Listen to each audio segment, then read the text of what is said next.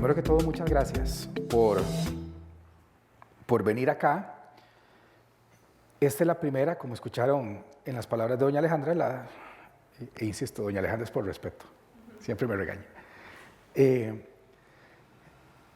la primera presentación formal que hacemos a nuestros miembros con el objetivo de contar a partir del proceso que llevó al establecimiento de lo que ven en pantalla como comillas, nuevo reglamento, pero también tratando de aclarar las dudas que pudieran salir a partir de ese proceso de generación del mismo reglamento.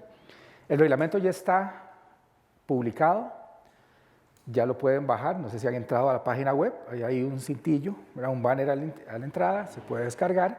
No sé si alguno ha tenido la oportunidad de verlo, pero lo que vamos a ir haciendo es dividir la charla en tres partes. Una primera parte que consideramos necesaria, ampliando las palabras que escuchamos del origen de todo este proceso, lo que es ya el comparativo entre el anterior reglamento y este que entra en vigencia el 3 de febrero, y después ya las generalidades de cada uno de esos capítulos. Y después las preguntas que ustedes puedan tener o que recibamos también por las redes. Cuando a uno le preguntan, tanto en la dirección de operaciones o por los esquemas de inspección, pero sobre todo por el trámite de proyectos, la mayoría de las consultas históricamente han sido en dos líneas. La primera es, ¿qué significa eso de dirección técnica? O sea, es una pregunta más del porqué de la figura o el porqué del servicio. Y la segunda es, ok, ¿cómo se tramita? Bueno, qué sé yo, me están pidiendo que contrate para diseño e inspección de algo o voy a asumir la responsabilidad de un proyecto en consorcio, etcétera. Siempre el primer tipo de consultas es cuál es el alcance de esas figuras. La segunda es, ya lo tengo claro, ahora cómo hago para registrar esa inspección o para registrar esa dirección técnica. ¿Y por qué les digo esto? Porque la mayoría de las respuestas, a su vez, aunque sea para profesionales o una institución o una empresa o un cliente, nosotros lo que hacemos es, en atención a lo que dice el reglamento de contratación de servicios de consultoría, no sé si alguno acá presente o que nos ve, ha tenido que recibir una respuesta de estas o ha recibido una respuesta de estas. En atención al artículo tal, está diciendo que sí, en atención al artículo tal, establece ciertas cosas. ¿Y por qué les digo eso? Porque tal vez la pregunta de la gente lo que espera es, ok, la interpretación es esta, ¿verdad? Por jerarquía de normas, este reglamento es de aplicación obligatoria para los profesionales. Buscando la historia, este se publicó por ahí el año 85 aproximadamente. Como decía Alejandra, en un momento con una dinámica del sector de ingeniería y arquitectura X, con una dimensión de proyectos propios para la fecha, ¿okay? Con una dinámica de contratación administrativa que eventualmente era diferente, pero sí hay algo que tenía el reglamento, es que cubría todas las ramas de ingeniería. Yo revisé la lista de ustedes aquí presentes viendo sus especialidades y me equivocaré, creo que no, pero el 99% acá son del sector construcción. El reglamento no es para el sector construcción. El reglamento es para toda la gran gama de proyectos que podemos hacer todos los miembros del Colegio Federal. Por alguna razón, con el paso del tiempo, se genera una nueva norma que se llama el Arancel de Servicios Profesionales para Edificaciones, que hace dos cosas. La primera es que amplía ciertas definiciones y la segunda establece las tarifas. ¿Okay? Hablando de tarifas, que no es el tema, no es el alcance de hoy, ya les voy a explicar por qué. Las tarifas establece dos tipos, lo que se llama el arancel tarifable, el de porcentajes, y el arancel no tarifable, servicio global, precio global suma alzada, costo fijo más reintegro, etc. Pero, repito, por alguna razón se incorpora en el artículo 4 del arancel una serie de ampliaciones a las definiciones. Entonces, volviendo a las respuestas que nosotros históricamente hemos dado, siempre les decimos, el reglamento para la contratación establece algo y el arancel establece esto. De hecho, pregunta, ¿dónde está la general, lo básico que tiene que venir en los planos? Este es un quiz. Si yo les preguntara, ¿dónde está? ¿Qué tiene que venir en los planos? ¿En cuál norma? Bueno, eso está en el arancel. ¿Okay? En el reglamento dice, el anteproyecto es esto. En el arancel dice, y los planos deberán contener como mínimo esto y esto. Les cuento esto, repito, porque traído a valor presente, la dinámica de la construcción es diferente, la dinámica de los servicios de consultoría es diferente, la interrelación de profesionales hoy es totalmente diferente. O sea, hoy un proyecto, indistintamente cuál sea, puede tener la participación de un ingeniero civil, de una arquitecta, de un ingeniero industrial, si es un hospital, de un ingeniero en electromedicina. ¿Okay? La participación es totalmente variada, no es aquello de que, comillas, solo una persona asumía la responsabilidad. ¿Okay? Esa dinámica histórica entra y por una solicitud de un grupo de profesionales, miembros de comisiones, de Junta Directiva General, se dice, motivación número 1, hay una serie de condiciones que han sido superadas con el paso de los tiempos. 2, el reglamento actual cuenta con definiciones conceptuales y además, como les decía, está el tema del arancel. Cualquiera de nosotros nos dice en arancel, pensamos en tarifas. Entonces, lo lógico sería que el arancel solo tuviera números. Anteproyecto, tanto por ciento. Dirección técnica, tanto por ciento. Administración, tanto por ciento. Pero el reglamento es un reglamento interno del colegio, obligatorio para nosotros los miembros, pero el arancel es decreto ejecutivo. Y por jerarquía de normas, tiene más peso el arancel que el reglamento interno del colegio. ¿Okay? Y lo último, el tipo y complejidad de la infraestructura y de los proyectos asociados ha cambiado, por lo que también el tipo y modalidad de la contratación de los servicios de consultoría ha cambiado. ¿Cuál es entonces el objetivo del reglamento? Regular la contratación de los servicios de consultoría de manera que estos servicios se fundamenten en los mejores principios éticos y profesionales y que, a su vez, sean cubiertos de forma adecuada mediante el pago de una justa remuneración. Para lograr este objetivo, el reglamento define distintos servicios profesionales de consultoría e incluye normas para 3 aspectos fundamentales: relaciones cliente-profesional, la histórica, relación entre profesionales, que siempre se ha dado, pero ahora vamos a potenciar, y el alcance de los servicios profesionales de consultoría. ¿Sí? Siempre el marco son esas 3 líneas. Esto que va a empezar el 3 de febrero, en realidad es un proyecto que empezó, aquí estamos marcándolo el primero en enero del 2016, realmente es un poquito más atrás. ¿Sí? Hay un famoso artículo 17, no sé si para todos, si yo digo artículo 17, todos lo referencian. El artículo 17 del actual reglamento es el que establece las bases de los servicios de consultoría. ¿Okay? Es interesante porque muchas veces uno se reúne con profesionales y le dicen, vea, es que yo solo hago la consultoría.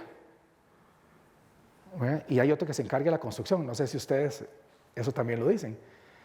En realidad el reglamento no dice qué es consultoría y qué es construcción. Todo lo que está en ese reglamento es consultoría.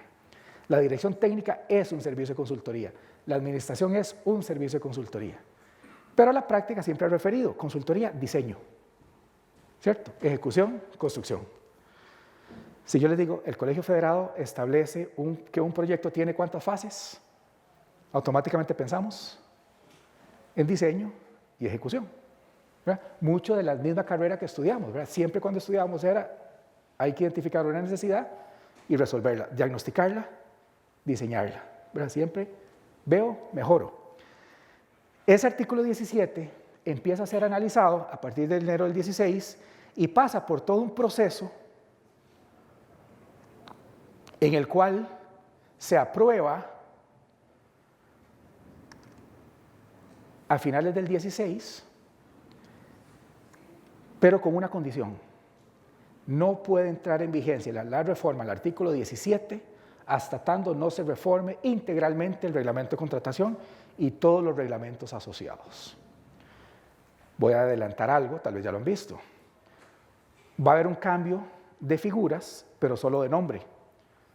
La histórica dirección técnica ya no se va a llamar dirección técnica, ahora se va a llamar dirección de obra. ¿Ok? Nada hubiéramos ganado a nivel formal integral modificando solo el 17 si en el resto del reglamento sigue hablándose de dirección técnica y si en los demás reglamentos que tiene el Colegio Federado sigue refiriéndose a dirección técnica. ¿Okay? Entonces la Asamblea de Representantes toma el acuerdo de que se aprueba la modificación del 17, pero entra en vigencia hasta tanto se implemente toda la reforma integral, cosa que inicia en enero del 17 y termina aprobada en marzo del 2019. Fue un proceso largo, un proceso muy complejo, integrado, ¿verdad?, y con la participación de varias personas.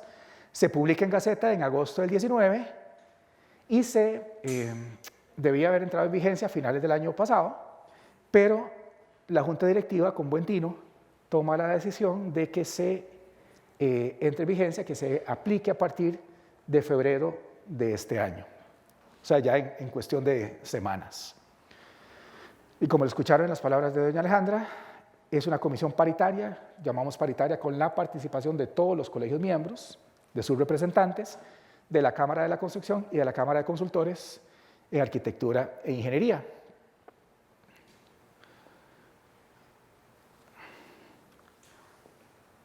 Vamos a entrar ahora a lo que es la generalidad del nuevo reglamento. Pero vamos a tener como base el anterior. Ese reglamento tenía 5 capítulos. Un primer capítulo de principios generales, ¿verdad?, con todo lo que tienen normalmente los reglamentos, una parte de definición de conceptos y entraba el capítulo de los servicios de consultoría. Hablaba de las bases y de las cláusulas contractuales.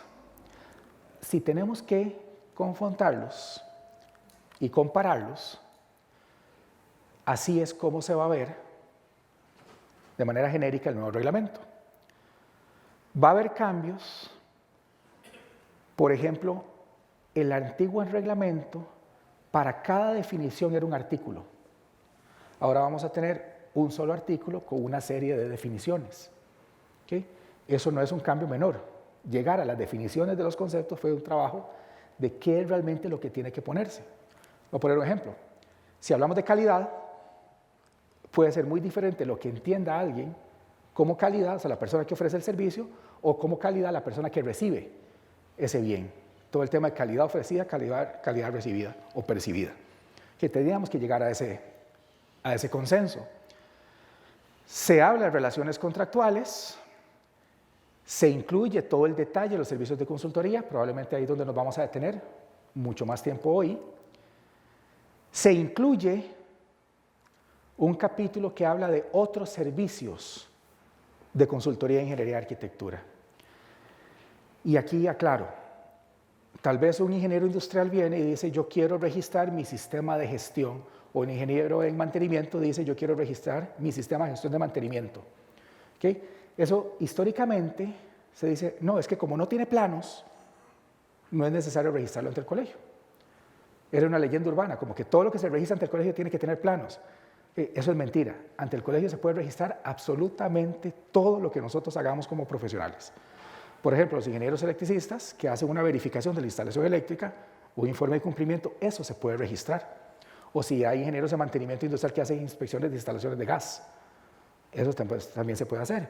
Pero si soy arquitecto y trabajo solo en urbanismo o en paisajismo, o mi hermana que es restauradora, que es arquitecta, ella perfectamente podría registrar eso. O sea, no era solo el concepto de que voy a hacer una casa, un diseño y una construcción y un permiso. ¿Okay? Ese capítulo es fundamentalmente importante porque cobija la mayoría del ejercicio profesional, repito, no solo de construcción. Hay un capítulo que habla de las bases de la remuneración de servicios de consultoría y hay un capítulo final que establece las bases de las cláusulas contractuales. Lo que vamos a ir viendo es que en realidad el reglamento actual se toman las figuras, se modernizan, pero también se toma la integralidad del reglamento y pasa por un proceso, un tamiz, si se quiere, para poner los artículos y las normas donde deberían estar. Y ya les voy a poner un ejemplo. ¿Qué pasa en el capítulo 1? Incluye la relación entre profesionales. Cuando nosotros decimos cuántos responsables puede haber en un proyecto, la respuesta es muchos. Es mentira que solo un director técnico se puede registrar. O sea, puede haber un director técnico, un proyecto puede ser registrado en varias etapas. O sea, yo puedo tener, si es un colegio, por ejemplo, las aulas, puedo tener el gimnasio, puedo tener la piscina, y puede ser un proyecto, otro proyecto, otro proyecto. ¿Okay? Y puedo tener un diseñador y un director técnico para este, igual para este, igual para este. O yo podría tener director técnico civil, director técnico eléctrico, director técnico arquitectónico, si se quiere. ¿Okay? Eso nunca ha sido una limitante, siempre se ha permitido. Pero también esa relación entre profesionales pasaba de que una persona tal vez era la que lograba el cliente y se asumía que esa era la persona como coordinadora, sin necesidad de que formalmente lo fuera. Entonces se establece en el reglamento esa relación. ¿Y qué significa? Que yo, como profesional, comparta esa responsabilidad, que no es que yo la asuma en detrimento del otro, pero sí comparta a la hora de registrar un proyecto. Hay un artículo, que es el 3 bis, que originalmente se llamaba obras menores. No sé si alguno lo recuerda. ¿Okay? Las obras menores nosotros las reglamentamos como una respuesta a los trabajos menores que las municipalidades muchas veces piden. Qué sé yo, que si hay que reparar una acera, ¿okay? O que si hay que poner un cerramiento no estructural, o si tengo que cambiar la cubierta de techo, entiéndase cambiar las láminas. ¿Okay? Eso es una obra menor para la municipalidad. Nosotros no la teníamos como tal. ¿Okay? En ese momento entonces se registró la modificación en el reglamento y por alguna razón se puso ahí. El 3 bis, o sea, ustedes van leyendo y no tiene como lógica, ¿verdad? ¿Por qué está ese trabajo de mantenimiento y reparación menor, como se llama actualmente, en el artículo 3 bis? Lo sacamos de ahí. Y eliminamos una definición de servicios profesionales de consultoría. Ojo, no es que perdón la palabra, nos la volamos del todo, ¿okay? Porque si no, no tendría lógica, ¿verdad?, esta presentación y el reglamento. Es porque estaban divididas las definiciones en muchas partes. Lo más importante es rescatar del capítulo 1, la relación entre profesionales, que se pasa del lugar, el artículo de mantenimiento menor, de obras menores, y se elimina la definición de servicios de profesionales de consultoría, porque se traslada a un capítulo 2, donde están todos los conceptos. ¿Cuáles conceptos pasan a estar definidos ahora en el reglamento? Uno que se llama acta de recepción de la obra. ¿Okay? ¿Cuál es el concepto? A partir de la entrada en vigencia, todo profesional a cargo de una obra debe presentar y tener un acta de recepción de la obra por parte de su cliente. ¿Okay? Vean que el primero dice acta y el segundo dice acto. El acta será el documento formal que se genere y el acto el momento en el cual se presente ese documento. ¿Okay? Como todos ustedes saben, creo, la bitácora digital es una realidad. Ahora todo, ¿verdad?, va hacia la bitácora digital y entonces esta acta de recepción al final será un documento que yo podré cargar a la bitácora digital y que dejará constancia de que yo estoy entregando el trabajo y que el cliente lo está recibiendo. ¿Okay? Se definen conceptos como ampliación, les decía el tema de calidad, el tema de cliente. Es importante establecer el cliente. Voy a ponerme aquí, yo fui director del Centro de Resolución de Conflictos y muchas veces los conflictos que se generan es quién es el cliente, ¿okay?, y quién es el que está establecido en el contrato como cliente. Recordemos que en nuestras fórmulas de contratos yo pongo entre nosotros, profesional, y el propietario, ¿verdad? ¿Propietario de qué? De la obra, que no necesariamente es el propietario del terreno. ¿Sí me explico? ¿Okay? Al definir cliente, estamos dejando claro que todo profesional tiene, perdón la redundancia, que tenga que tener claro con quién está pactando, porque establecemos responsabilidades para el consultor, para el miembro, y responsabilidades para el cliente. Si ustedes leen el contrato PC, ahí está establecido, ¿verdad?, en qué soy responsable yo y qué es responsable mi cliente. Contratista, contrato, especificaciones técnicas, que es medular, ¿verdad?, en el capítulo de servicios. Si hablamos de calidad, es importante definir qué es un estándar de calidad.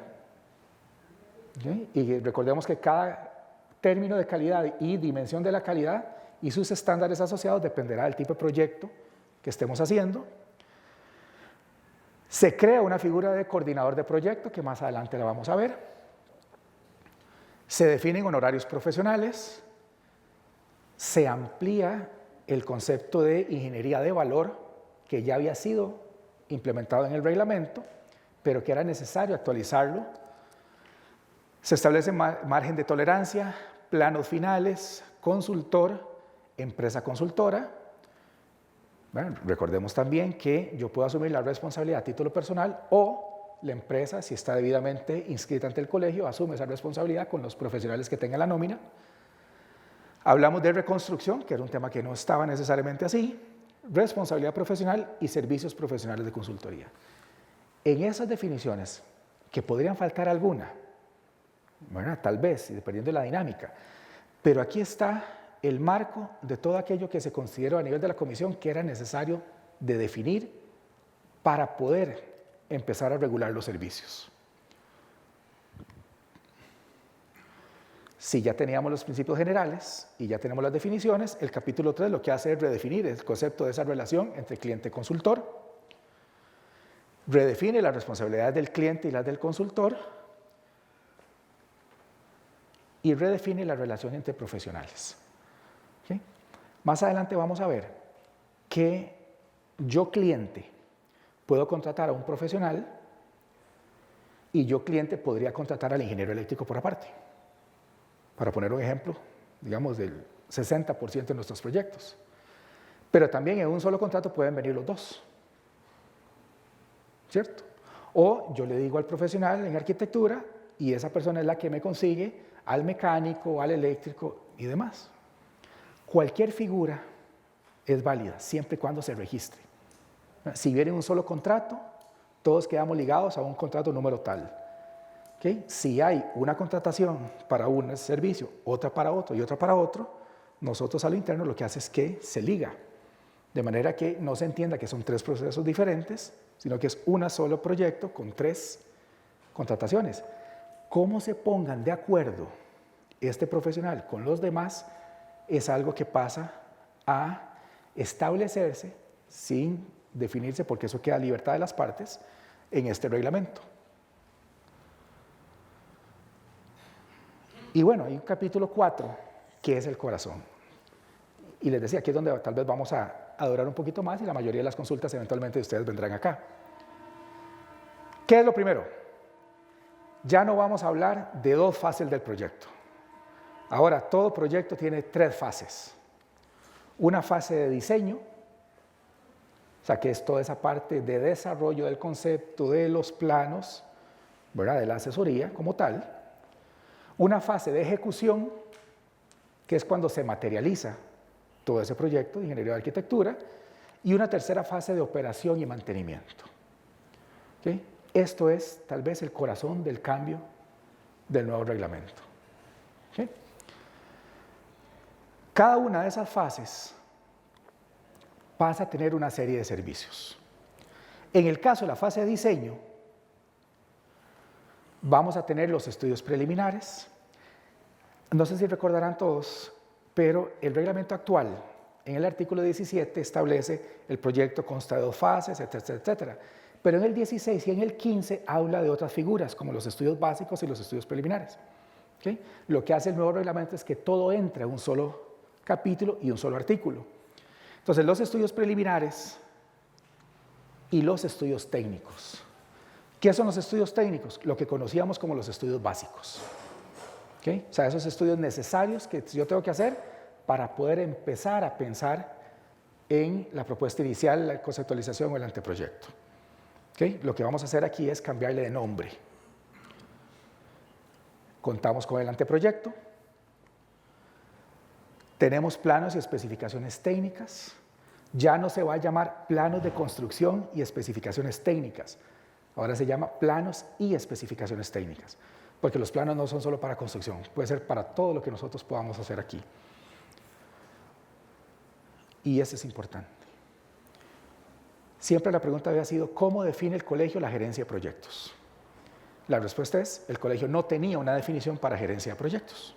Lo que tenía es una definición para un servicio de administración, ¿okay? Como servicio profesional.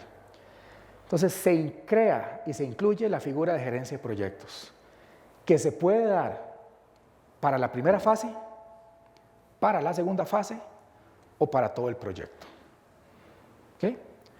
Más adelante vamos a aclarar cada una de ellas, pero de manera general se incluye la gerencia de proyectos en el entendido de que el gerente de proyectos no le puede dar órdenes técnicas al responsable de la obra. ¿Okay? O sea, si hay un director de obra o hay un responsable de la ejecución de la obra o de la construcción, ellos son los responsables, no el gerente de proyectos. El gerente de proyectos velará por la relación con el cliente, velará porque se materialice, porque se asegure el tiempo, la forma, la calidad y demás, pero no toma decisiones ni le impone al responsable de la ejecución de la obra.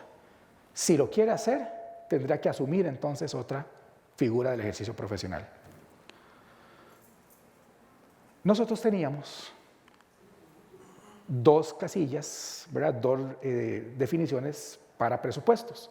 Decíamos un presupuesto global y un presupuesto detallado. En este reglamento lo que se hace es que se redefine y vamos a hablar de estimación global de costos. O sea, lo que era el antes presupuesto global y el presupuesto detallado que sigue manejando el concepto que históricamente teníamos. Programa de la obra y asesoría para licitación y adjudicación. Estos es los servicios que incluye la primera fase. ¿Okay? Repito, estudios preliminares se mantiene igual. Estudios técnicos es lo que antes llamábamos estudios básicos. El anteproyecto mantiene su concepto. Eliminamos la palabra de deconstrucción en los planos. Se incluye la gerencia de proyectos. Se modifica el concepto por estimación global de costos. Y las otras se mantienen a como las considerábamos y las conocíamos antes.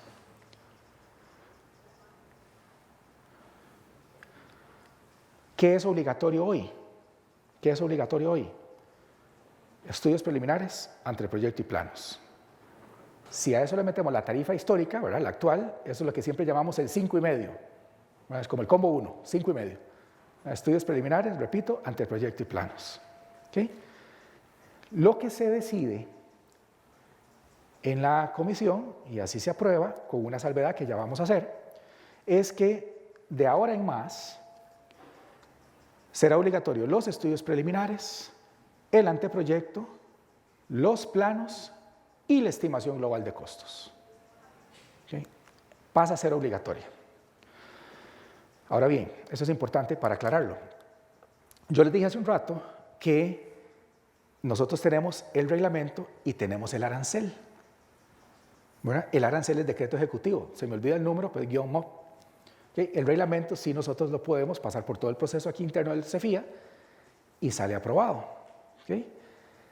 En este momento el colegio tiene establecida una comisión que está trabajando en todo el estudio de las tarifas de cada uno de los servicios. ¿Okay? Entonces, hasta tanto no se tenga el trabajo final de esa comisión sobre las tarifas, sobre la propuesta de tarifas que venga a ser aprobado por la Asamblea de Representantes y que después se pase a Casa Presidencial para que sea publicado el decreto ejecutivo, entonces la estimación global de costos por ahora no se va a aplicar como tal, como obligatoria. ¿Ok? Leo lo que dice entre paréntesis. Este último se aplicará de manera obligatoria hasta que se apruebe el arancel correspondiente. ¿Sí me expliqué con eso? Eso es importante para todos. ¿Ok? Lo repito.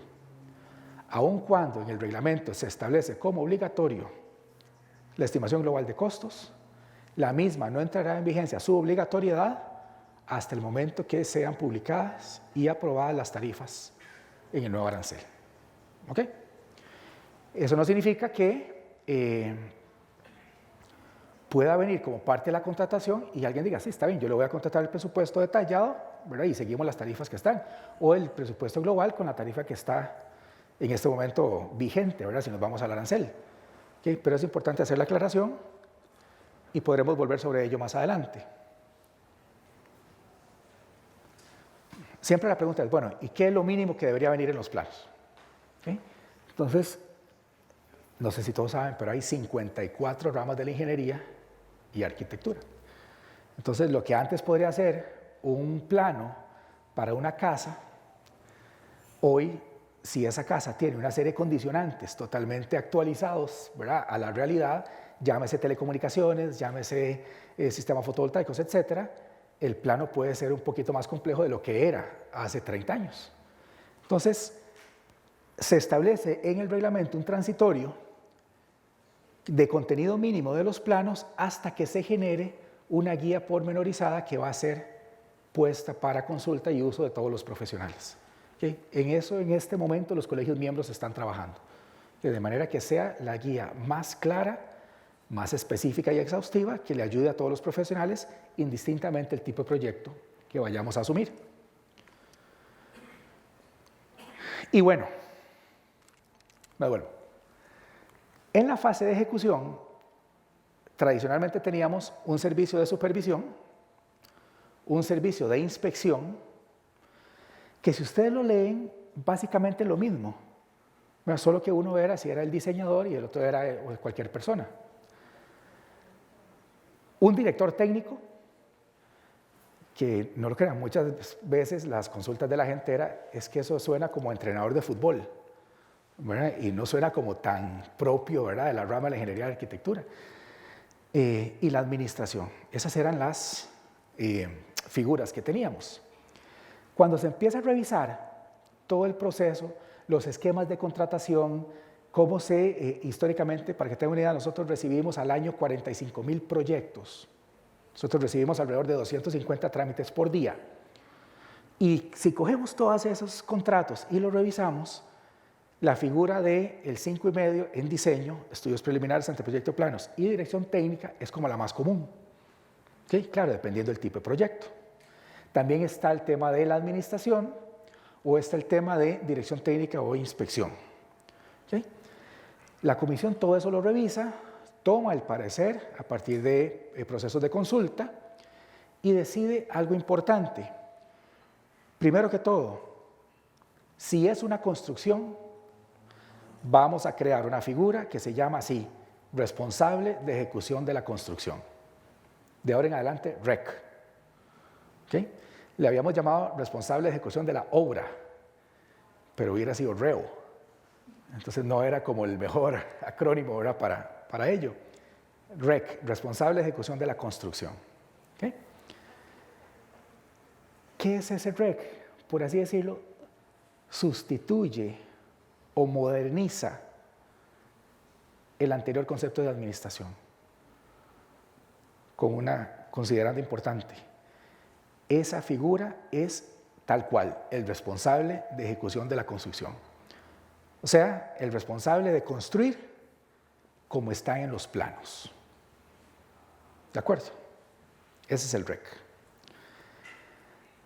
Si hay un REC y tomando todo el pool de proyectos, se mantiene el concepto de inspección, como lo hemos conocido, pero se le da una potestad, y es que es el responsable de los cambios, que en la condición actual no era tal. ¿Ok?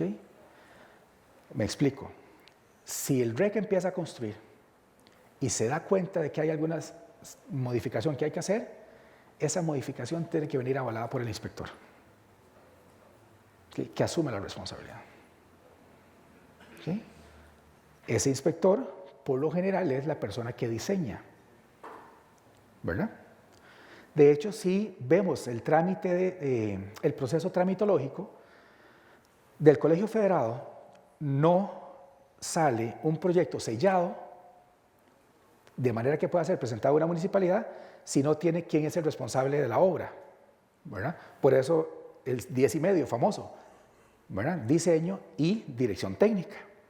Si no se registra dirección técnica o no se registra administrador, nosotros ponemos una leyenda en el sello que dice: este proyecto no cuenta con profesional responsable, por lo tanto, no debería otorgársele permiso municipal, ni debería dársele el servicio eléctrico, en el caso de las compañías eléctricas. ¿Ok? La mayoría de los proyectos de cierta envergadura, como para que le den el crédito, tiene que tener el permiso de construcción, y para tener el permiso de construcción tiene que tener el 10 y medio acá, se registra así, se renuncia posteriormente el director técnico y asume el servicio de inspección. ¿Sí me explico? Y después entra la figura que ya va a construir. ¿Sí? Lo que se hace es, está bien, esa figura es lo normal, ¿okay? Se establece como tal. Pero repito, el REC construye lo que está en los planos. Si hay modificaciones, tiene que ser avaladas por el inspector. O sea, se le da una responsabilidad mayor al servicio de inspección. ¿Okay? ¿Qué pasa? Esto, ya lo vamos a ver en la filmina posterior. Unión, ¿verdad? O este dúo REC e inspector es lo que normalmente funciona para proyectos grandes. Pero en el caso de proyectos de 100 metros cuadrados, llámese comercial o habitacional, que representa el 50% de la tramitación nuestra, la mayoría es un diseñador y un director técnico, ¿verdad? Entonces, lo que se hace es se mantiene el concepto con la salvedad que decíamos, que ahora pasa a llamarse director de obra, ¿verdad? Y ya no se llama director técnico. Y se potencia de nuevo la gerencia de proyectos. ¿Okay? Con lo mismo, yo podría tener, dependiendo del proyecto, un gerente de proyectos, un REC y un inspector. O podría tener un gerente de proyectos y un DO. En cualquiera de esos casos, el gerente de proyectos no puede dar órdenes técnicas a los responsables de la ejecución, ni al DO, ni al REC o al inspector.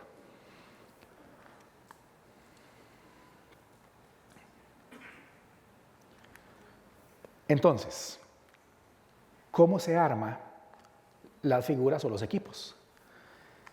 En los casos de que el proyecto sea para ser desarrollado con director de obra, esa figura es obligatoria.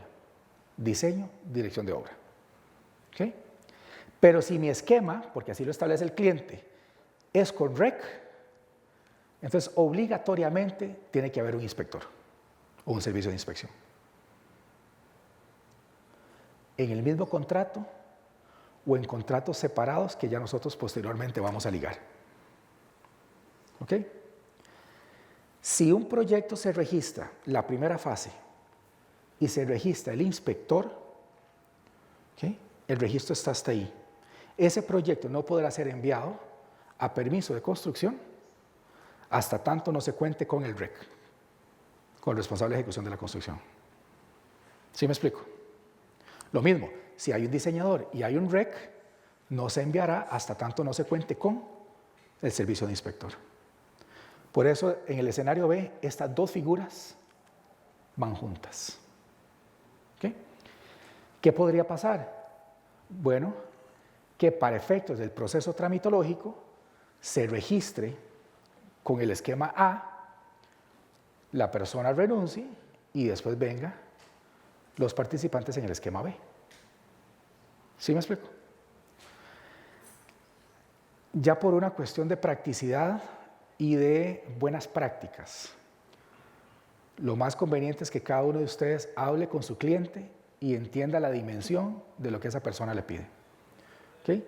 Si me contratan solo para primera fase, entonces yo puedo registrar la primera fase. ¿Okay? Y ahí quedará el registro como tal. Yo soy el responsable de los servicios de estudios preliminares entre proyecto planos. ¿Okay? Porque tal vez no se sabe quién va a construir. Si es un proceso licitatorio de una institución, porque solo saca ese primer cartel, bueno, queda hasta ahí. ¿Okay? Ya después, en un siguiente contrato, podrá entrar el REC o podrá entrar el DO. ¿Okay?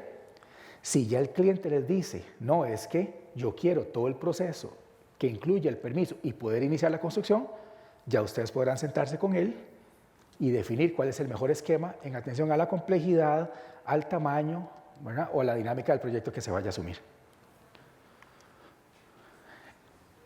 ¿Y qué se maneja a nivel opcional? Como decíamos, la gerencia de proyectos. ¿Okay? De hecho, podría ser que un cliente contrate un gerente de proyectos, ¿verdad? Y esa figura, la mayoría de las empresas que se dedican hoy a la gerencia de proyectos no necesariamente registran ese servicio aquí ante el colegio. O sea, perfectamente pueden venir y decir, yo voy a entablar y registrar este contrato entre cliente X y yo, gerente de proyectos, para hacer esto. ¿Okay? Si alguno de ustedes lo hace, ese servicio, regístrelo. Y sobre todo ahora, ¿por qué? Porque la mayoría de los procesos piden experiencia. Y si nosotros no tenemos nada en nuestras bases de datos, no podemos certificar algo que no nos consta en las bases de datos. ¿Sí? Entonces, bueno, puede ser un esquema de demostrar si a futuro sale una licitación, si yo cuento con esa experiencia porque he registrado tantos proyectos a nivel de gerencia. A partir de ahí, esta persona, que repito, no puede girar órdenes directas en lo relacionado a la construcción, ni asume ninguna responsabilidad técnica, podrá encargarse de buscar a los profesionales, ¿verdad? Porque vela por el cliente, en algunos de los escenarios que vimos antes.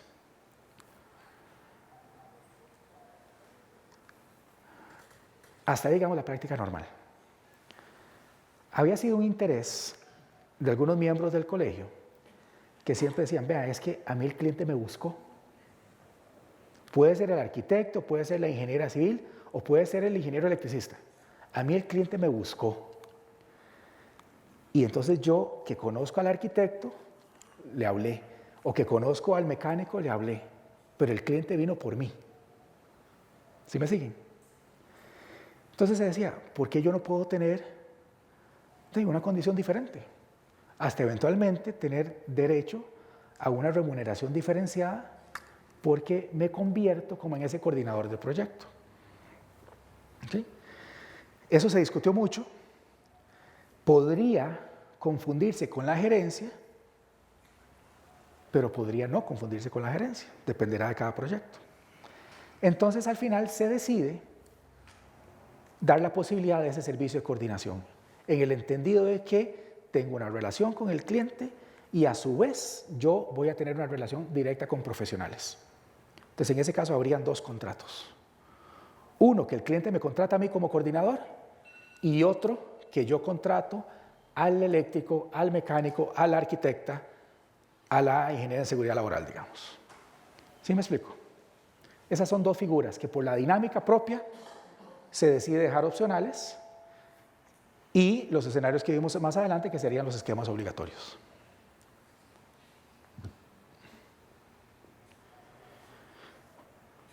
Si ustedes revisan en nuestros reglamentos cada cuánto tiene que ir el inspector a la obra, podría tener muchas interpretaciones, pero no lo dice explícitamente. Entonces el reglamento establece que para la dirección de obra, así como para la inspección, según la contratación que sea, tendrán una regularidad de visita de una vez cada 7 días naturales. Ese será el plazo correcto establecido por reglamento, sugerido, en el cual una persona que asume cierta responsabilidad debe ir a la obra. Lo bueno de la bitácora digital es que uno hace las anotaciones como eventos, ¿verdad? Y entonces automáticamente si el sistema detecta que pasaron 7 días de la última anotación, entonces te puede mandar un recordatorio amistoso, ¿verdad? De que, mira, ya son 7 días, ¿verdad? Ejecute de acuerdo al reglamento. Pero sí se deja claro para que no se quedara ahí a interpretaciones de que yo tengo que ir cada cierto tiempo. Ojo, eso sí, dependiendo del servicio y responsabilidad que yo asuma y a partir del momento que inicia ese servicio, ¿verdad?, que yo empiezo a dar. Y como decíamos que el proyecto ahora lo dividimos en diseño, ejecución y operación y mantenimiento, entonces en esa parte tercera de operación y mantenimiento definimos qué es operación, que sería la puesta en marcha de algo. El mantenimiento, sobre todo esto fue algo muy sugerido por los ingenieros electromecánicos y por los ingenieros de mantenimiento industrial, pero como teníamos ese artículo que les dije hace un rato de las obras menores o trabajos de mantenimiento menor, nos traemos esas definiciones para acá, entonces ya le damos ese cuerpo normal, lógico, ¿verdad?, de los trabajos que se llaman así, operación, trabajos de mantenimiento y reparación menor. ¿Qué son esos? Aquellos que no requieren de la participación obligatoria de un profesional miembro del Colegio Federado. ¿Okay? Repito, cambiar las láminas de techo, eso es un trabajo menor. Modificar la estructura de techo, eso no es un trabajo menor. ¿Okay? Arreglar la acera es un trabajo menor, pero hacer la acera, o sea, construirla, no es un trabajo menor.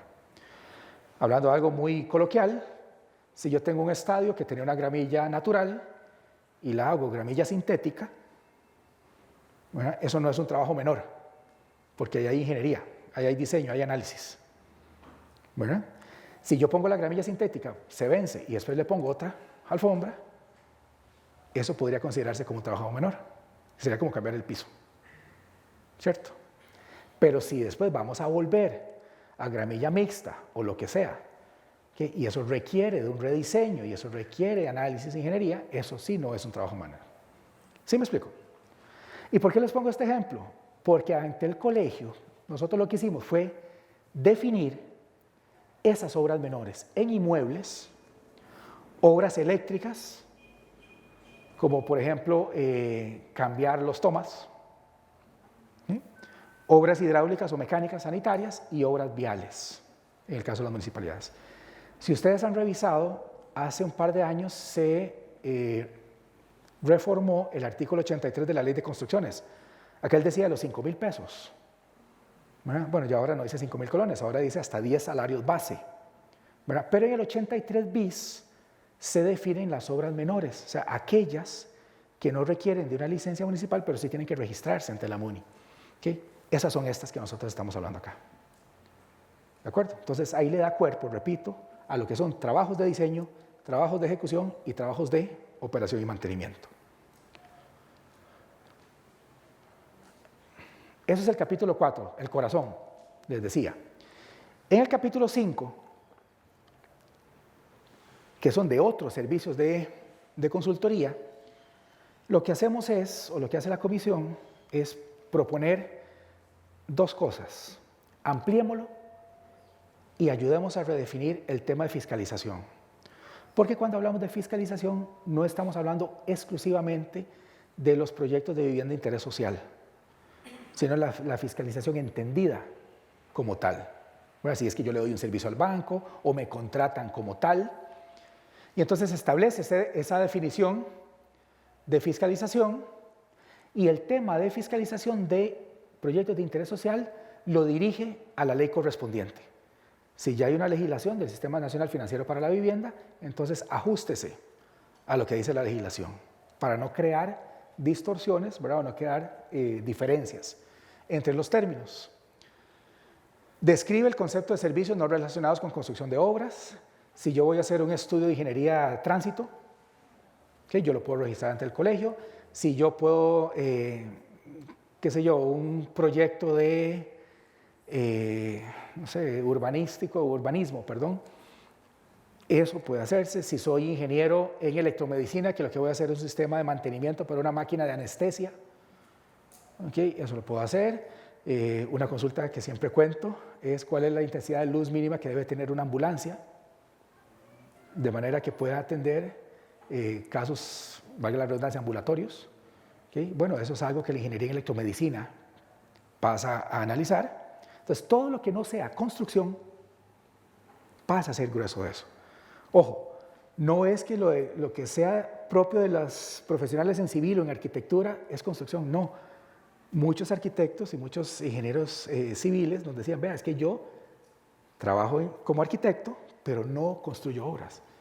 Mi ejercicio profesional es este.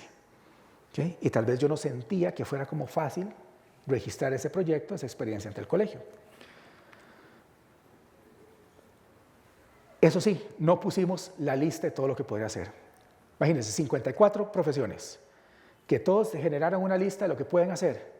De ser una lista increíblemente larga. Entonces se establece la posibilidad en atención a los perfiles profesionales. Más bien un tip, si ustedes en una contratación, el cliente les dice, pero usted puede hacer eso, que sí, usted remítalo a los perfiles profesionales, ahí están en la página del colegio. Entonces dice, el ingeniero civil puede hacer esto, esto, esto. El ingeniero en mantenimiento puede hacer esto, esto, esto. Entonces, ¿qué podría yo asumir como responsabilidad? Todo aquello que esté en el área de mi especialidad, en el rama de mi profesión. Y, como les decía, introducimos la figura del coordinador de proyecto. Algo que ustedes van a ver cuando lean el reglamento es que cuando dice las responsabilidades de cada una de las figuras, las va enumerando, A, B, C, D, E. Hay un párrafo que dice, y en el caso de proyecto de construcción adicional a lo anterior, además debe hacer esto, esto y esto. ¿Okay? O sea, por decirlo así, la nueva propuesta de reglamento es una propuesta inclusiva, ¿okay? Y no solo exclusiva de proyectos de construcción. Y esto es importantísimo, describe los contratos que se deben dar cuando se utiliza la figura del coordinador de proyecto. ¿Qué es lo que pasa hoy en día? No sé si a alguno le ha tocado, bueno, fue el tema de tributación directa y el IVA generan muchas cosas. Ya nosotros lo habíamos vivido y empezaba a sentir desde hace más o menos unos 4 años. Si yo participé con 5 personas más en un proyecto, nosotros estamos obligados a enviarle la información a la Dirección de Tributación Directa. ¿Okay? Entonces ahí dice, proyecto número tal, fulano, fulano, fulano, fulano, ¿okay? Y los servicios contratados. Entonces dice 10,5. Tributación directa, por algo que uno podría decir, tal vez no ha entendido, pero yo les voy a decir, ustedes van a decir, no va a entender. Si el servicio que se había contratado era dirección técnica, entonces venía 10,5. ¿Verdad? Entonces asumía que si había 10 profesionales, los 10 cobrábamos el 10,5. ¿Okay? O sea, salía más caro los servicios profesionales que el costo de la obra. ¿Okay? Eso ya se aclaró. ¿Okay? Eso ya se aclaró. Ya no pasa así. Igual, si a alguno le pasa, con gusto, ¿verdad? Les ayudamos ahí a explicar lo que sea. Pero lo importante es que tributación siempre pregunta, bueno, pero usted como ingeniero eléctrico, ¿cuánto ganó? Está bien, 10,5, pero ¿cuánto de ese 10,5 es la parte eléctrica? ¿Cuánto es la parte mecánica? ¿Cuánto es la parte civil? ¿Okay? Y eso no se registra porque eso es acuerdo entre las partes. ¿Me explico? Eso es acuerdo entre las partes. Porque mentira es que todos los proyectos son 20% eléctricos. Porque puede ser un proyecto de un data center completo, ¿verdad? Que la parte civil sea el 20% y más bien la obra eléctrica y telecomunicaciones sea el 80%. ¿Okay? En el caso de la figura del coordinador de proyecto, en el contrato que firma con su cliente establece cuánto va a recibir. ¿Okay? Ya vamos a hablar un momentito de tarifas. Pero si hay figura de coordinador y él a su vez contrata profesionales, tiene que establecer cuánto es lo que va a recibir cada uno de ellos. Eso es para transparencia y claridad de todos si se escoge el esquema. Nosotros no ha sido la práctica que si una persona nos pregunta, vea, ¿cuál es la mejor contratación que yo debería hacer? ¿Cuál es el mejor esquema? Dirección de obra, REC y demás. Nosotros nunca decimos cuál, porque ustedes son los que saben cuál es la particularidad del cliente, del proyecto y de la relación que están firmando. El consejo que sí les damos es, firmen aquella figura o esquema que más se ajuste al tipo de proyecto que van a hacer. conozcan el cliente, tengan claros los alcances y hagan la contratación que sea adecuada. Si consideran que les resuelve el tema de coordinador, bien. Si consideran que les resuelve el tema de tener un gerente de proyectos, también bien. Pero si tenemos las figuras históricas de dirección de obra o de red con inspector, también es adecuado. Cada una se ajusta a la dinámica propia que solo ustedes conocen. Y en esa línea, el reglamento lo que establece es las bases de la remuneración. Entonces, la generalidad de la remuneración de los servicios, la flexibilidad del contrato y financiamiento de los servicios se traslada íntegra a este capítulo. Antes estaba en una parte superior del reglamento, ahora pasa en la parte inferior porque ya fuimos viendo todos los temas y ya a partir de que tenemos claro qué tipo de figuras, entonces ahora sí podemos hablar de tarifas. Mantiene los mismos conceptos de remuneración fijada por tarifa, además del precio global, costo fijo más un honorario, gastos indirectos, gastos directos y gastos reembolsables. Eso sí es importante, que se mantienen los conceptos como tales, con la salvedad de que se introduce como gasto reembolsable el tiempo improductivo de los profesionales por motivos de traslado. Y eso sí era muy discutido por algunos esquemas de contratación, en este caso empresas, que consideraban que era importante tener presente ese tiempo, ¿verdad? Entendido como tal, ¿verdad? Tiempo improductivo. Y para finalizar, en el esquema del reglamento, en el capítulo final se constituye como una guía de los elementos con que se debe contar un contrato para que éste cumpla con lo mínimo requerido a nivel legal. Para los que tienen un poquito de más años, se acordarán que nosotros teníamos unas fórmulas físicas, que era una fórmula que era tamaño carta, que poníamos entre nosotros, ¿verdad? Las partes contratantes, el alcance, marcábamos ahí, ¿verdad? Diseño, dirección técnica, poníamos el monto y una serie de firmas al final de la hoja. Cuando fuimos mejorando el APC e implementando cada vez más figuras, el APC funciona, por así decirlo, de dos formas. Como una especie de formulario de ingreso de información para el trámite, pero también es en sí un contrato. ¿De acuerdo? Muchas veces hay profesionales o empresas que además del contrato de servicios de profesionales que establece los alcances de la contratación para los servicios tales, se acompaña de un contrato privado. ¿Sí? Hay profesionales que tienen esa práctica, sobre todo empresas constructoras. Lo que buscamos es que no haya ningún tipo de problema de que se entienda en el contrato de servicios profesionales ciertos alcances de una manera que pudieran ser diferentes a lo que se plasme en un contrato privado. ¿Sí? Voy a poner un ejemplo para tener cuidado. En el contrato nuestro hay una cláusula que dice de conciliación y arbitraje. No sé si la han leído. Con el paso de los años le hemos ido implementando mejoras porque también a como cambia la construcción, cambian los esquemas de resolución alterna de conflictos. ¿Sí? Esa cláusula dice que en caso de cualquier controversia, remitamos el caso al CRC del CEFIA. ¿Sí? Entonces digamos que eso se firma hoy a las 4:15. Mañana, con el mismo cliente, firmamos el contrato privado. ¿Sí? Y en ese contrato privado tenemos una cláusula de arbitraje que tal vez el contrato privado lo aportó el cliente y en ese segundo contrato la cláusula de conciliación y arbitraje no remite al CRC del colegio, sino que remite al Centro de Conciliación de la Cámara de Comercio, por ejemplo. ¿Okay? Si eso pasa y en caso de alguna controversia, ¿a cuál centro debería remitirse? Al segundo, porque fue la última voluntad de las partes. ¿Ok? Entonces, esto no lo van a ver así como se lo estoy diciendo, bueno, no viene así el reglamento, pero lo que se les busca a partir de la guía de elementos básicos es que les permita la mejor contratación, los alcances, las potestades, deberes y derechos, ¿verdad? Y además que se pueda revisar en atención a cualquier otro contrato.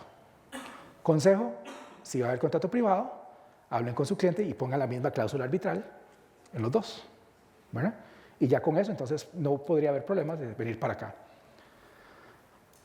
Se incluye la obligatoriedad del registro de responsabilidad de los servicios de consultoría para cualquier tipo de proyecto. Eso es importante. Leo, de nuevo, se incluyó la obligatoriedad del registro de responsabilidad de los servicios de consultoría para cualquier tipo de proyecto. Yo sé que los que están en el sector de la construcción ya lo tienen claro, ¿verdad? Yo tengo que registrar la responsabilidad profesional porque después tengo que ir a la municipalidad porque después ya puedo empezar.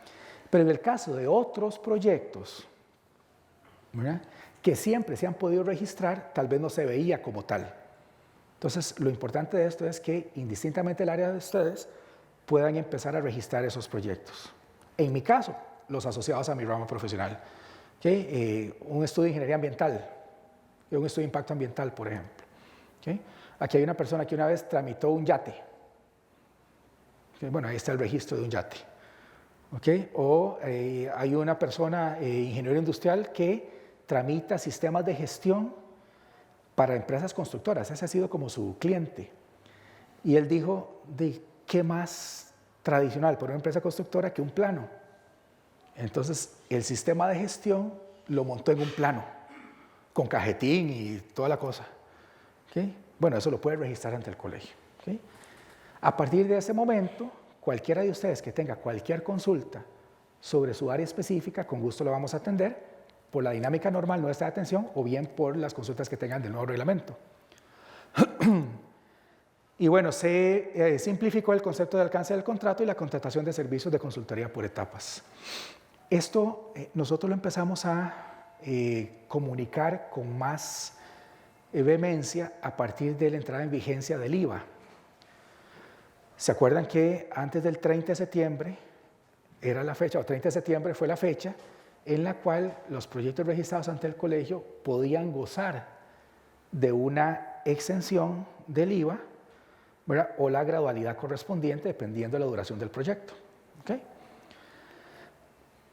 Pues resulta que la persona decía, es que yo no voy a salir, o sea, yo estoy aquí soplado, no voy a tener ni los estudios preliminares ante el proyecto ni los planos finales, ¿verdad? El 5,5, digamos.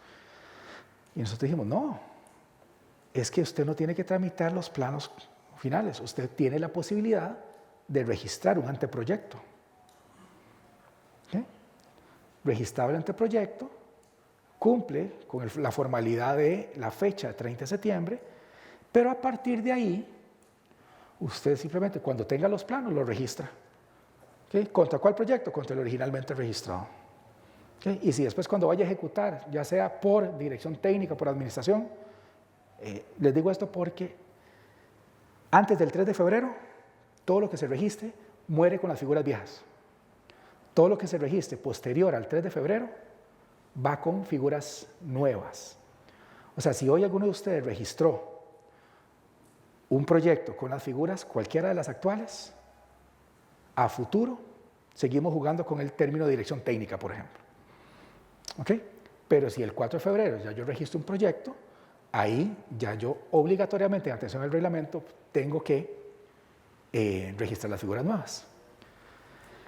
Y el tema de registrar el proyecto por etapas es particularmente importante también para evitar situaciones con los clientes, hasta de cancelación correspondiente.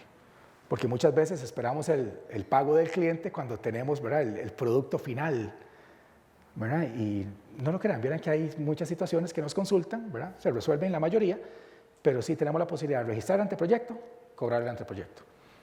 ¿Okay? Hasta garantizar que ese registro es mío.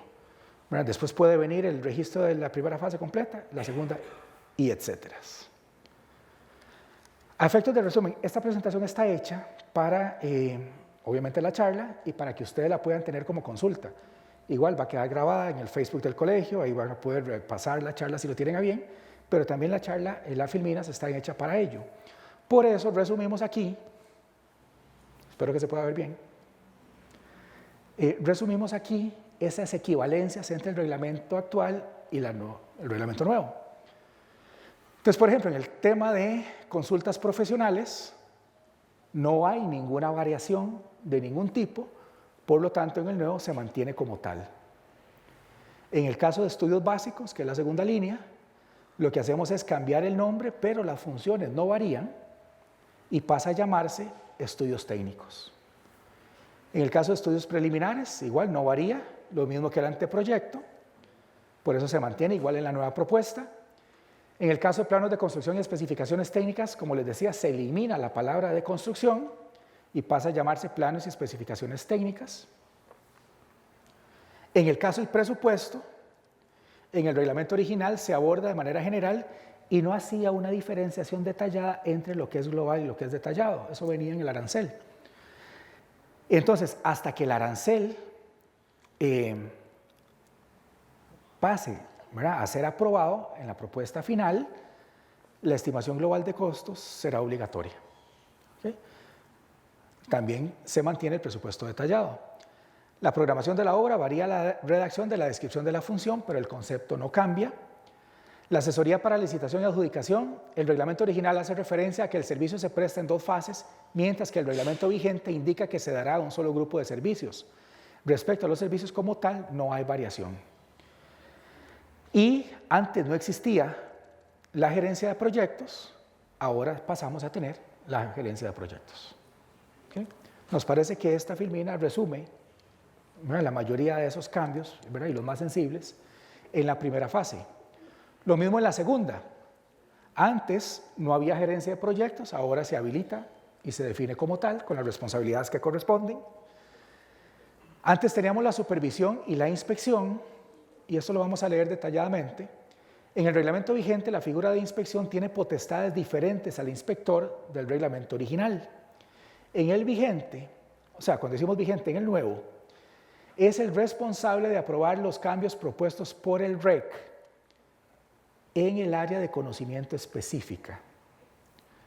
Adicionalmente, en el reglamento vigente, o sea, el nuevo, incluye las mismas potestades de un supervisor, dado que el servicio se da por especialidad y se elimina la figura de supervisión. Tal vez recalco lo que dice acá. Si en el proceso de desarrollo y ejecución de la obra hay una modificación o el REC encuentra o se da cuenta de que tiene que hacer un cambio, esos cambios tienen que ser aprobados por el inspector. ¿De acuerdo? ¿Okay? O lo que es lo mismo, si se da la necesidad de hacerlo, el inspector es el que toma la decisión y le dice al REC, haga estos cambios. Obviamente asume la responsabilidad. ¿Okay? Como tal, no es que le dice cambie y tan tan. Bueno, asume la responsabilidad de ese cambio que está diciendo que debe hacer. La dirección técnica cambia el nombre, pero no las funciones, y pasa a ser dirección de obra. En el reglamento original se llamaba administración, en el nuevo lo llamamos el REC, y el REC administra la mano de obra y los materiales y será el responsable del proceso de construcción, pero, suena redundante, pero bueno, valga la necesidad, los cambios que proponga el REC quedan sujetos a aprobación del inspector. Y el tema de fiscalización de inversiones, hay variación porque lo dirige, como les decía, la ley 7208 para todo lo que es vivienda de interés social, pero en términos de funciones como tal no hay una variación y pasa a llamarse fiscalización de inversiones de todos los proyectos que podamos asumir. A nivel de tercera fase, en el reglamento original no hay separación de trabajos de operación y mantenimiento y los otros servicios del reglamento se pueden ver reflejados principalmente en equivalentes. Ahora hay un artículo que dice el 19, dice otros servicios, y en otros servicios pone una lista como de 10 o 12 posibilidades de proyectos. Más bien, al incluir operación, mantenimiento, trabajos de reparación y conservación menor y todo lo relacionado a las ramas de ingeniería que no sea construcción, entonces no vamos a tener una lista porque en realidad es una posibilidad enorme de trabajo que podemos registrar ahí. Y bueno, como les decía, no existía antes la figura de coordinador de proyecto y ahora sí pasa a ser un servicio de consultoría que se puede registrar como tal. ¿Cómo se va a ver en el contrato APC? Entonces, a partir del 3 de febrero, cuando ingresemos al APC, vamos a ver ciertas modificaciones propias de lo que acabamos de decir. ¿Okay? En el caso de la primera fase, estudios preliminares, anteproyecto, planos y especificaciones técnicas, aquí dice estimación global de costos en el entendido de lo que le acabo de decir, ¿verdad? Que será obligatorio en el momento en que tengamos la tarifa ya aprobada. Ahí sí nosotros vamos a hacer la aclaración para que no se preste a confusión. Presupuesto detallado, programación de obra y asesoría para licitación y adjudicación. En la segunda fase, inspección, dirección de obra y REC. Y vean, aquí es importante. Inspección y dirección de obra mantienen las tarifas históricas. 3% de inspección, 5% de dirección de obra. En el caso del REC, y hasta tanto no salga una tarifa como tal, queda al pacto y negociación entre las partes, ¿okay? En el esquema, ¿verdad?, que corresponde a cada una de ellas. Por eso aquí queda abierto y no se detalla un arancel definido. Lo mismo para coordinador de proyecto, lo mismo para levantamiento, lo mismo para otros servicios de consultoría y lo demás que conocemos hasta ahora. Y ven aquí en el caso de gerencia de proyectos, si se contrata como tal, entonces yo pico si solo voy a ser el gerente de primera fase, si solo voy a ser el de la segunda o si voy a asumir la responsabilidad como tal para ambas. E indico cuánto va a ser mi honorario. ¿De acuerdo?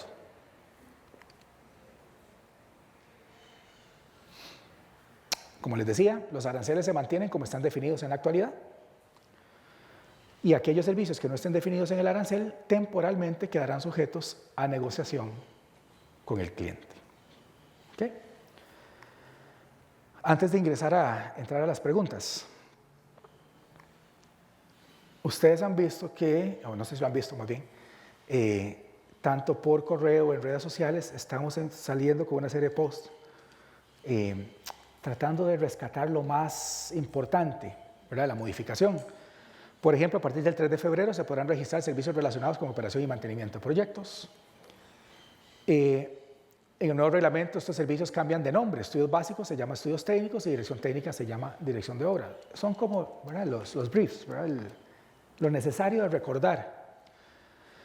Establece nuevas figuras del ejercicio profesional, como decíamos, redefine los deberes de los distintos involucrados en el proyecto, amplía las fases del proyecto, ahora son 3, incluyendo operación y mantenimiento, redefine cuáles son servicios obligatorios,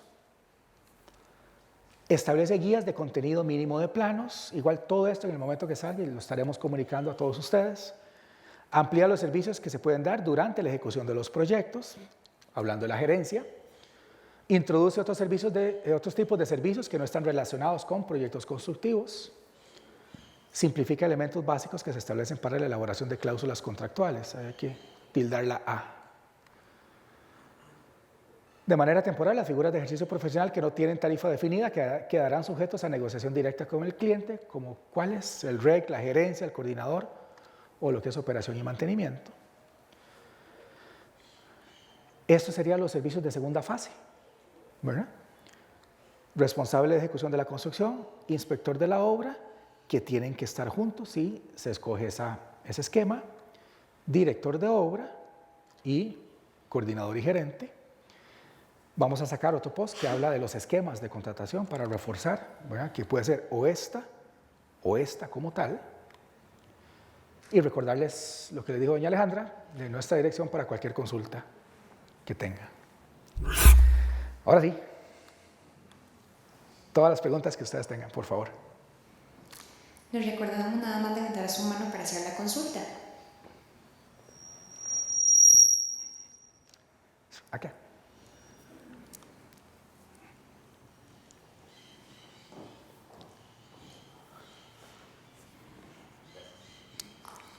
Buenas tardes a todos. Buenas. Básicamente tengo 3 dudas nada más. ¿Me las recordás después una por una, por favor? La primera es con respecto a la dirección eléctrica. O sea, siempre ha habido como una cuestión un poco sui generis con respecto a los ingenieros eléctricos, ¿verdad?, que tienen como una particularidad en tanto contractual como a nivel de dirección de obra. Normalmente, cuando yo hacía un contrato, digamos, en caso que asumía yo la dirección técnica en reglamento viejo, yo también tenía que meter al ingeniero eléctrico como un director aparte, ¿verdad? En este caso, ¿cómo funciona en el caso de la figura del REC? Porque se supone que lo que era dirección técnica como tal, ¿verdad?, y eso no va a existir, ahora es un responsable de ejecución. Si escoges ese esquema. Sí, entonces, ¿qué pasa ahí con...? Es igual, o sea, si hay un REC del proyecto de la parte civil, habrá un REC eléctrico. Ok, entonces en este caso, lo que antes el ingeniero eléctrico ponía como dirección técnica se convierte en inspección. Es que depende vamos a ver, depende de cada situación. Por ejemplo, Okay, lo que pasaba antes, perdona, y me corregís, ¿verdad? Lo que pasaba antes es que había un director técnico y por lo general el responsable de la obra eléctrica decía, yo soy el inspector, ¿verdad? Del verbo doy órdenes, ¿verdad? Pero no asumía la responsabilidad porque le quedaba al director técnico, ¿verdad? Si hay una figura del responsable de ejecución de la construcción, esa puede incluir una parte civil, una parte eléctrica y una parte mecánica, como tal. Podría haber un servicio de inspección, ¿verdad? Igual eléctrica, construcción y mecánica. Dependerá, claro, esta tal vez que te digo, se entienda mejor para un proyecto de una envergadura importante. Ahí precisamente esa es la razón.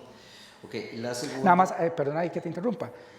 Vamos a ver, igual en el caso de consultas, yo les puedo decir hoy una generalidad, pero puede que haya particularidades propias de los proyectos y del cliente, del tipo, ¿verdad?, de contratación que quiera, que con todo gusto ustedes nos llaman, nos cuentan cuál es el caso, evaluamos, ¿verdad?, y le decimos, esta figura, esta figura. O sea, eso que les decía al inicio, que la mayoría de las consultas tiene que ver con la definición de las figuras y después el registro, eso se mantiene, ¿verdad? O sea, abiertos a atender cualquier consulta por el caso específico. Claro. Ok, y después nada más hay una cosa que siempre me ha llamado la atención en la figura del inspector y que creo que aún se mantiene en este reglamento, que es lo de revisar la calidad de los materiales. O sea, eso siempre ha sido como una nebulosa porque, primero que nada, nosotros no somos laboratorio de materiales, entonces no podemos revisar calidad. Podemos revisar que lo que venga tenga una indicación de calidad, que sé yo, UL, pero no podemos garantizar que un material cumple.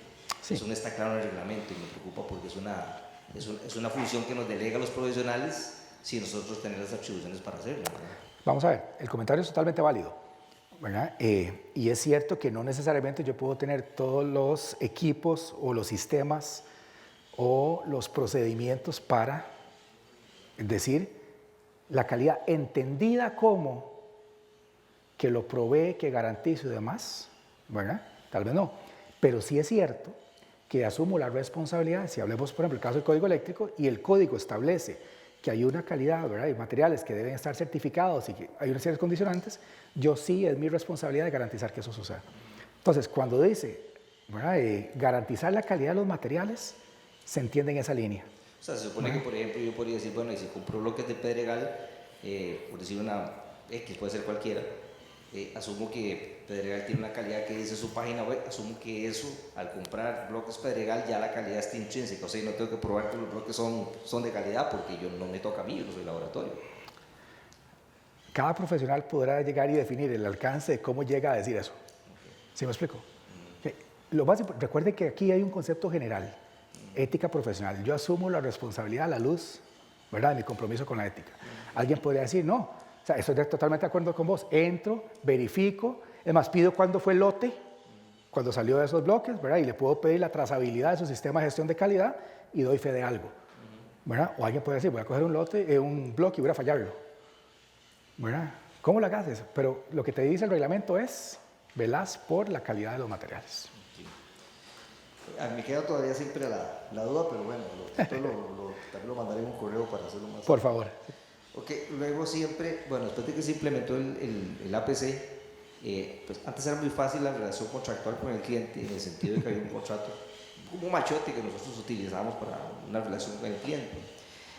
Bueno, al entrar al APC, eso nos ha obligado, bueno, que queramos ser quisquillosos, ¿verdad? Tenemos que hacer un contrato, como precisamente usted bien lo indicó. Esto a modo de sugerencia, ¿hay alguna posibilidad?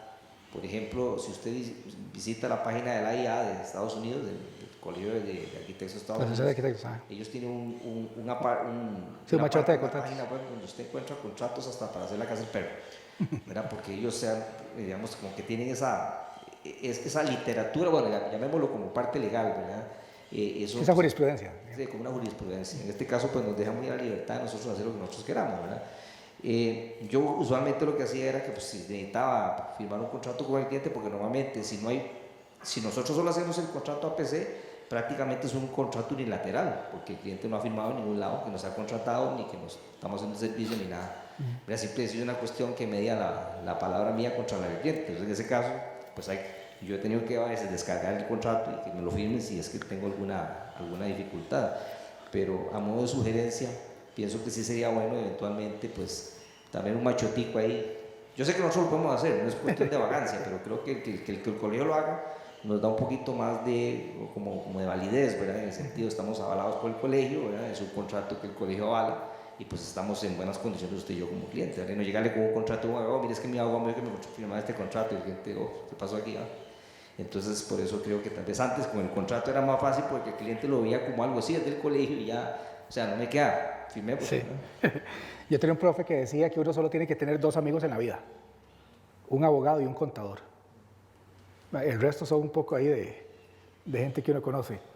El abogado precisamente para eso, para que no me deje a mí hacer contratos, ¿verdad? Porque yo puedo ser muy bueno como ingeniero, como arquitecto, pero está claro que no soy abogado, salvo aquel que tenga la profesión, ¿verdad? Y en cuestiones de resolución alterna de conflictos se habla mucho de las cláusulas de medianoche. ¿Qué son las cláusulas de medianoche? Aquello que vos decís, uy, yo debería meter una cláusula por si me peleo. Y la redactás ahí porque, ok, te vas ahora a Google, ¿verdad? Vos haces referencia a la IA, ojalá fuera así, pero ustedes se meten en una página que dice contratosenespanol.com y por $15 les mandan un contrato. Es más, dice contrato de servicios profesionales y no dice nada, ¿verdad? Más bien gastás esos $15. ¿Okay? Entonces, más bien eso que vos decís es lo que históricamente nosotros le recomendamos a todos los profesionales. Es cierto que cuando se hizo el APC, bueno, y ahí tenemos mucho de la culpa, cuando desarrollamos el APC, se parte de la famosa palabra de ética. Cualquier profesional que esté subiendo un contrato APC es porque ya habló con su cliente y razón por la cual está subiendo la información a partir de lo que haya negociado con el cliente. Tomando como ejemplo tuyo y el comentario, no sé si todos recuerdan que en la parte superior del contrato APC dice dirección de correo electrónico del propietario. ¿Ok? ¿Qué es lo que deberíamos hacer? Poner la dirección del correo electrónico del propietario. Muchas personas ponen ahí cualquier correo electrónico o hasta un correo personal. Y más bien lo que queremos garantizar es que el propietario reciba esa información. ¿Okay? Para efectos de una mediación o una conciliación, yo no tengo que tener un contrato firmado. Con que yo demuestre que ha habido una relación que puede ser correos, o sea, no borren correos, no borren mensajes, no borren llamadas, a todo eso ténganlo. Yo con eso demuestro que tengo una relación, puedo venir a una conciliación o por lo menos invocar la conciliación. ¿Ok?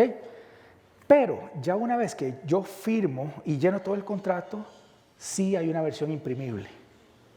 Entonces, más bien, el proceso correcto es imprímanlo y fírmenlo. Sea en físico, o sea, con rúbrica, o sea, con firma digital por las partes. Por 2 razones. ¿Okay? La primera, por la formalidad, ¿verdad?, que le da la firma. Y la segunda, porque la cláusula de conciliación, sobre todo la cláusula arbitral, no es válida si no consta la firma de las partes. ¿Ok? Entonces, más bien esa práctica que vos haces, ojalá más bien la hagamos siempre. Eso no quita que sí tomamos el comentario, ¿verdad?, de que pueda haber algún tipo de apoyo. De hecho, nosotros tenemos un departamento, bueno, Andrea de ellos, que se llama Sendepro, y una de las temáticas que con cierta frecuencia sacamos es de contratos. ¿Okay? Entonces, más bien lo vamos a anotar ahí para en las charlas como esta que tengamos la posibilidad de hacer con ustedes, de tocar esos temas, ¿verdad?, a partir del comentario que haces. Perfecto, muchas gracias. Más bien a vos. ¿Algo más? Antes de continuar con las preguntas presenciales, invitar a los que se encuentran por medio del Facebook Live para que también puedan hacer sus consultas y poder solventarlas. Adelante. Don Mario. Javier, buenas tardes. Buenas tardes. Solo me queda una duda en la parte esta de servicios por etapas. Sí. Ahora estamos muy dados a que hacemos torres de condominios con 5 torres, un solo proyecto, 5 torres, y empiezan a hacer en etapas de acuerdo a cómo se vendan. Se vende la primera y no se venden las otras 4.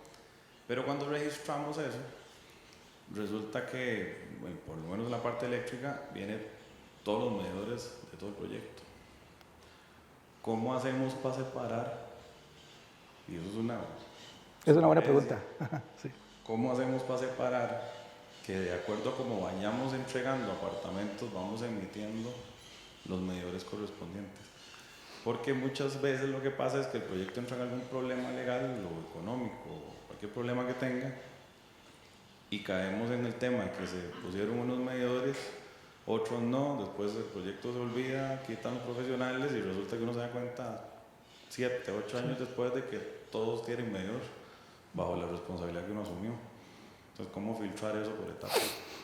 Qué buena pregunta, porque tal vez la pregunta tenemos que revisarla desde dos perspectivas. La primera, la totalmente tramitológica, porque puede que el cliente te diga, tramitámoslo de una, porque me interesa, porque voy de una con esto, ¿okay? Porque, si bien es cierto, yo podría registrar torre A, torre B, torre C, torre D en cierto plazo, ¿verdad? Hay alguien que te puede decir, no, yo quiero registrarla completo de una, ¿verdad? Aunque lo vaya ejecutando, ¿verdad? De manera seguida. Pienso en el tema, digamos, del IVA, que tal vez alguien hubiera dicho, registro todo por el tema de la exoneración completa, ¿verdad? Ahora, si el cliente te dice, vamos por etapas, entonces queda, comillas, relativamente más sencillo porque vas asociándola a cada una de ellas. Pero la otra dimensión es por el trámite ante la empresa de distribución eléctrica, ¿verdad? Que pueda tener requisitos propios, ¿verdad? De un tipo y otra la resuelva de otro tipo.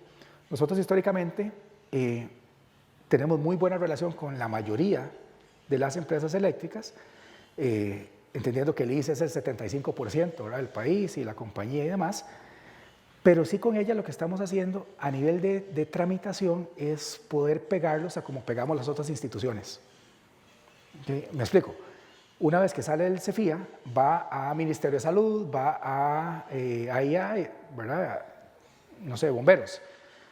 Lo que estamos viendo es que se vaya también a la empresa eléctrica, ¿verdad? Y que el trámite se haga de manera integrada.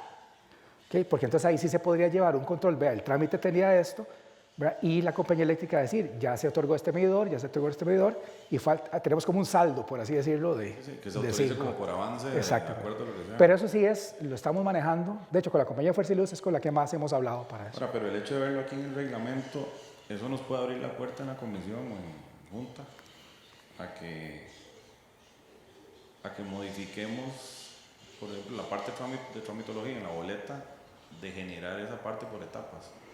Vamos a ver, me parece que el control de alguna u otra forma la tenga el ingeniero eléctrico. Me parece que lo que podemos hacer es, bueno, entrar en vigencia, ¿verdad? Y para eso, pongo el caso de Omario, ¿verdad? Que es particular, pero podría ser similar a otros que ustedes tuvieran. En ese caso, sí, como decís vos, podemos sentarnos y empezar a revisar bien el procedimiento donde le podemos quitar grasa, ¿verdad? Y ver si se ajusta a nivel de una boleta o es más bien ajuste a nivel del proceso como tal. Pero eso sería el camino correcto, como decís. Okay. ¿Alguien más? Esperemos el micrófono, nada más. No sé si hay consultas por las redes. Okay. ¿Cómo estás? Tengo 3 dudas. Igual me las acuerda, ¿verdad? Sí. La primera sería cuando se implemente este asunto de la estimación global, dice que es obligatorio, pero si se hace un presupuesto, ya no sería obligatorio la estimación global, supongo. Ok, buena pregunta. Voy con esa. ¿Cuál es el concepto? Bueno, en el entendido que entrará en vigencia, ¿verdad? Cuando dijimos. El concepto es que yo, diseñador, paso por el proceso de entendimiento de necesidades, hago el anteproyecto, ¿verdad? Hago los planos y en ese momento yo puedo hacer un cálculo y decir, cuesta tanto, de manera global. ¿Ok? De los 45,000 proyectos que nosotros recibimos al año, un 70% viene en números cerrados. ¿Okay? 25.000.00000000000. ¿Okay? Solo como un 25% dirá 25.142.323,10. Eso podría sugerir dos cosas. La primera, o todo el mundo redondea, ¿verdad? O la segunda, no es una práctica, ¿verdad?, necesariamente institucionalizada en los profesionales de hacer ese proceso. Que puede que una práctica sea tipo de obra, no sé, 80 metros cuadrados, acabados más o menos normales, ubicado en tal lado. Ok, 300.000 colones el metro por 100, 30 millones. ¿Verdad? Entonces, ¿cuál es el concepto? ¿Verdad? ¿Cuál es el espíritu? Que la persona, como consultor, le diga a su cliente esa obra, de acuerdo a lo que usted le interpreté, me dijo y su necesidad, el monto es este. ¿Ok? Eso tiene muchas ventajas. La primera, aclara con el cliente realmente cuesta tanto. ¿Ok? No es que sea un montón, pero sí hay casos. ¿Verdad? La ventaja de tener el CRC es que identificas esas situaciones. Hay casos donde la persona dijo, no, es que el profesional me dijo que esto costaba 25 millones y ya hicimos el presupuesto y venía en 40. ¿Verdad? O el colegio lo estimó, lo tasó en 40. ¿Verdad? La segunda, cualquiera de nosotros puede solicitarle al colegio una revisión de la tasación. ¿Verdad? En cualquier momento, no hay ningún problema. Hay veces que fue una situación de dedo o hay particularidades propias de la contratación, ¿verdad?, de cada profesional. Pero el tener el presupuesto, entonces, genera esa relación y posibilidad de explicarle al cliente y poder decirle al CEFIA, en este caso, vea, esto es la estimación del proyecto. ¿Ok? Ahora bien, como decís vos, si ya el cliente, el propietario, te contrata el presupuesto detallado, ahí estás cumpliendo con la obligatoriedad. Bueno, claro, tenés que hacer un presupuesto detallado, ¿verdad? No algo global. ¿Okay? Sí, entonces, si hago el presupuesto, ya no tengo que hacerlo. Exacto. Okay. La otra pregunta, en la tabla aquí que vimos del APC, Okay. No vi en los estudios técnicos, eso no se registra, esa parte. Sí, vamos a ver, lo que es obligatorio son estudios preliminares ante el proyecto planos. Los estudios básicos de antes, estudios técnicos, es todo aquello que vos haces, ¿verdad?, que lo puedes cobrar o lo solicitas a alguien, pero no viene marcado acá. No lo registro. Okay.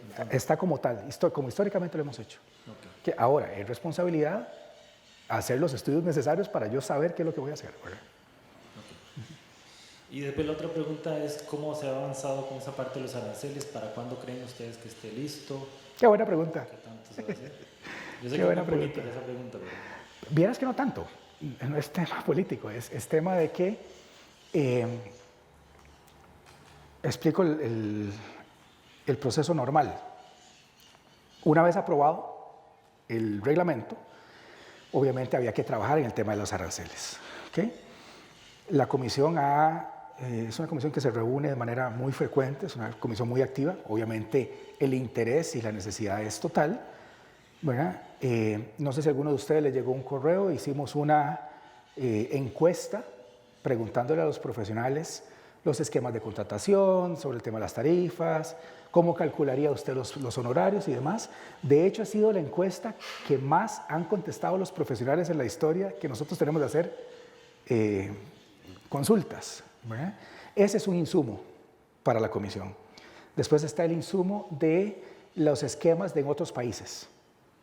Te voy a poner un ejemplo. Si ustedes toman las tarifas promedio desde México hasta Argentina y las promedian, ¿saben cuánto da? 10,5. ¿Ok? O sea, no sé si cuando se establecieron las tarifas alguien hizo ese estudio y dijo, pongámosle el promedio, ¿verdad? No creo. Por alguna razón, pura coincidencia, dio 10,5. Hay esquemas en los cuales, por la complejidad del proyecto, así es la tarifa. Hay proyectos que, hay países más bien que la tendencia o la variación es exponencial, dependiendo del tipo de proyecto. Hay otros que más bien cae si es algo repetitivo. O sea, todo eso entra en un análisis. ¿Okay? ¿Cuál es el proceso? Una vez que la comisión nombrada para este efecto genere la propuesta, esa propuesta se eleva a la junta directiva.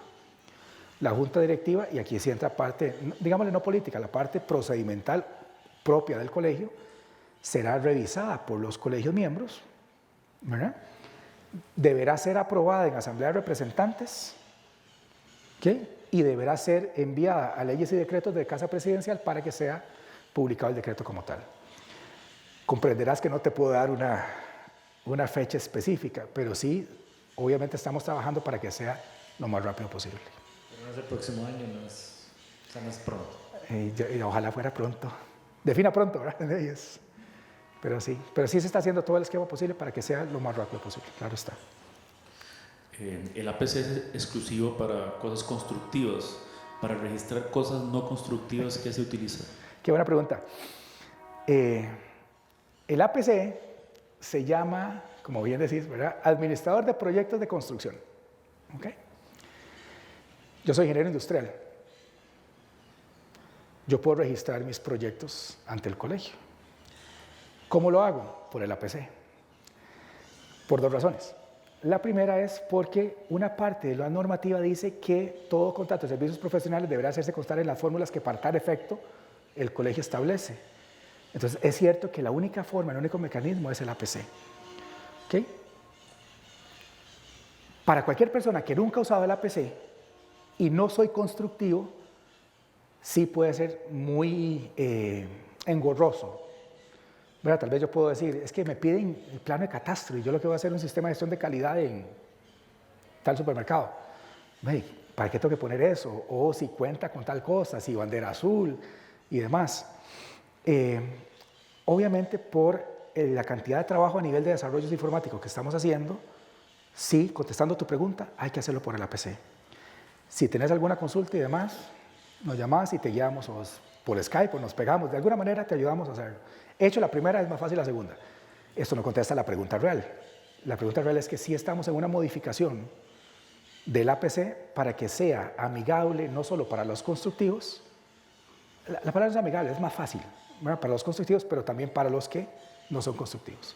O sea, APC que sea así como administrador de proyectos de consultoría y construcción. ¿Okay? Pero te contesto tal cual, es el APC. Gracias. Dale. Bueno, yo no sé si procede tal vez en esta charla, pero Si no digo que no. si es con respecto a lo de la bitácora digital. Ahora como la tenemos digital, casi que los que tenemos exclusivo dominio de ella somos los profesionales. Ya el propietario no tiene acceso a ella, a no ser que nosotros le enviemos a ellos un correo indicándole que se escribió en la bitácora.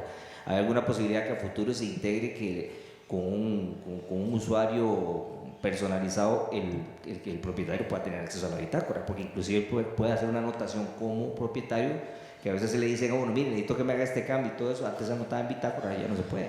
En realidad recordemos que las anotaciones así están establecidos quién puede anotar y quién no, ¿verdad? Eso no cambia en el tema digital, pero bueno, todos los desarrollos que nosotros vamos haciendo, ¿verdad? Pasan por un proceso formal de desarrollo.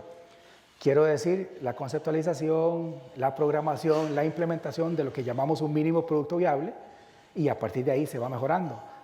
El tema del cliente, como otras funcionalidades, sí estamos trabajando en ella para mejorarlo. ¿Okay? Pero recordar que ¿quién anota? Los que están establecidos en el reglamento que pueden anotar.